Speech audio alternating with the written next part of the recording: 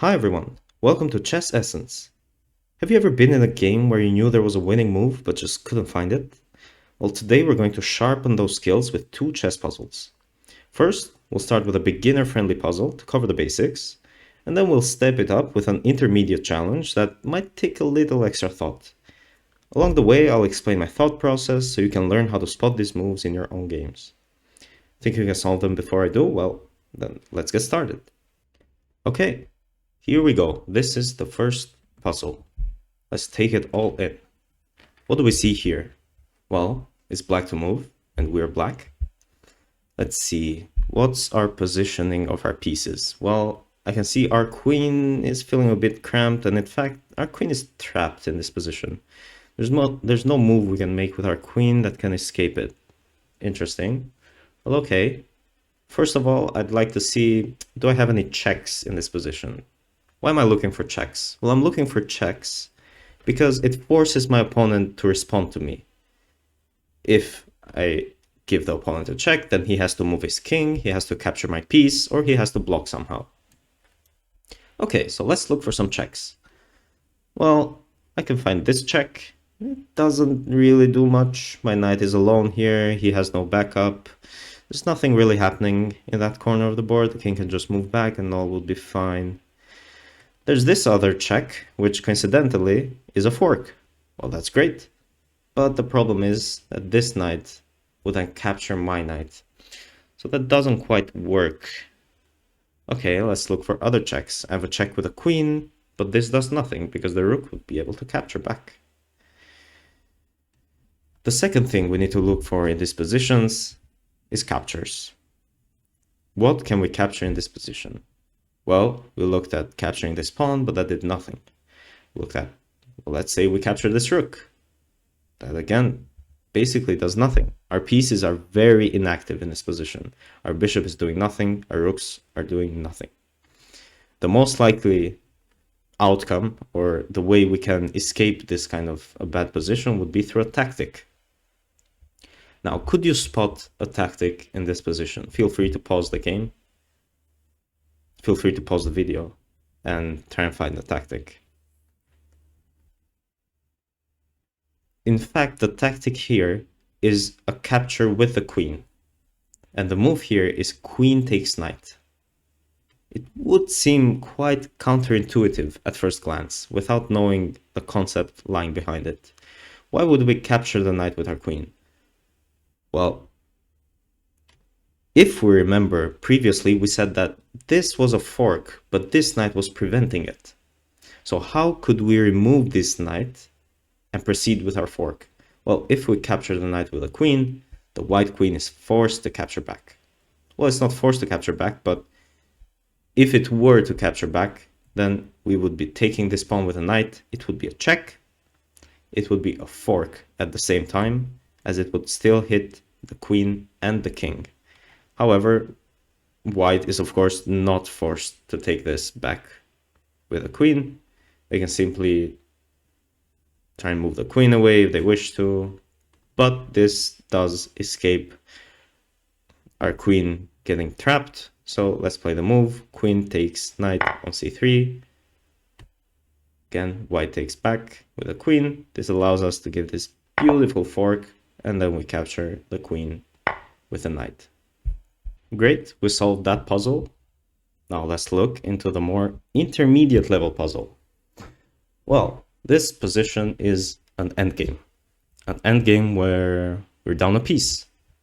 But we have these two almost connected passed pawns on the queen side, which are very active. This pawn is almost becoming a queen, it's just one square away.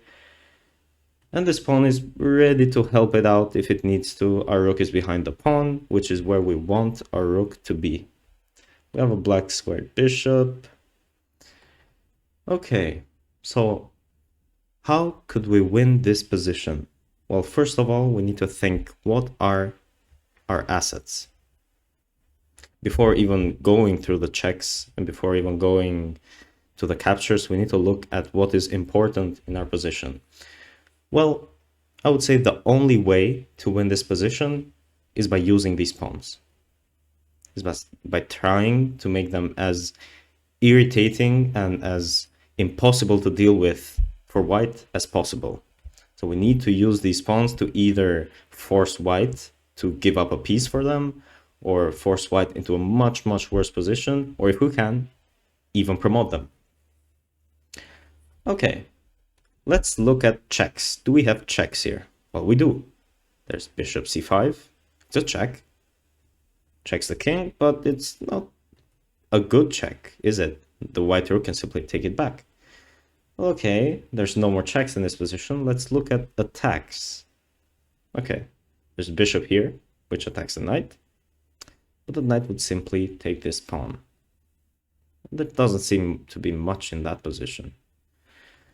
Okay, how about attacking here with a rook? Well, again, the same idea. The knight would take here, and we would have no extra threat in that position. Let's look at the other attack, the remaining attack we have. Rook c8. Rook c8 is a very, very, very important move in this position. If white were to take the pawn here with a knight, then our rook can swing over to the end of the board with a check, forking the king and the bishop, and we would be getting our piece back, and we would still have a very, very strong pawn in the end of the board, in the edge of the board at b2, which would be probably enough to win a game. Okay, so white does not want that. White would not play knight takes a4, and we would play rook takes c8 first. Rook c8 first. White, however, can protect the knight. He can play rook d3, protect the knight, try and buy some time for himself, and block our rook from getting to c1. Okay. Knowing this information, how can we apply extra pressure to the position? Well, let's look at our pieces. Our pawns and our bishop. Because our king, it takes a while for him to get there. Okay, we have, I would say, two candidate bishop moves to apply pressure to this knight. One of them is bishop b4. One of them is bishop f6. Now let's see, what's the difference between bishop b4 and bishop f6? Well, bishop f6 attacks the knight and also defends the pawn in the long run. Bishop b4, well, it attacks the knight. It does not attack this pawn. It does not defend this pawn. So that's a key difference in this position. Furthermore, playing bishop b4 would allow for an intermediate move such as f6. And this is a very annoying move in a way, because it kind of locks our rook in the back rank if we were to not capture this due to knight jumps. So let's say in this hypothetical position, we have our rook on c8, the rook of white is on d3, we play bishop b4, and there's this annoying f6 check. If we were to move our king back, then our back rank is kind of smothered in a way. Our king is not feeling very safe in this position. And if we were to capture this, then the white knight would have some jumps with check, which I think would be quite annoying to calculate and deal with.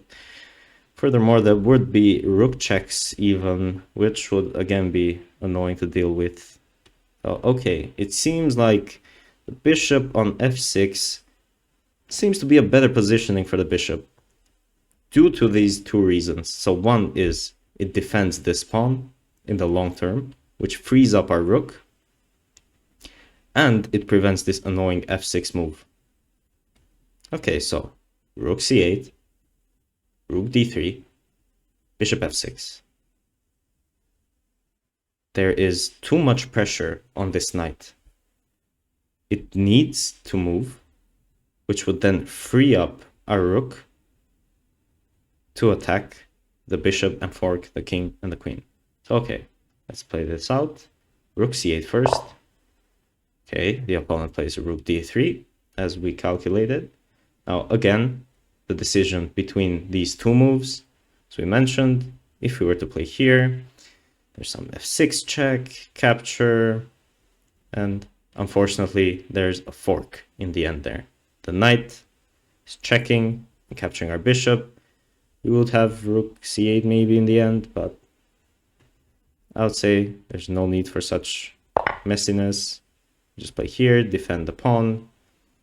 And now when we play this check and capture the bishop, we would then be able to move our rook away since our pawn is protected, and then finally push the pawn. So let's play rook, c1 check, king moves, and then rook takes.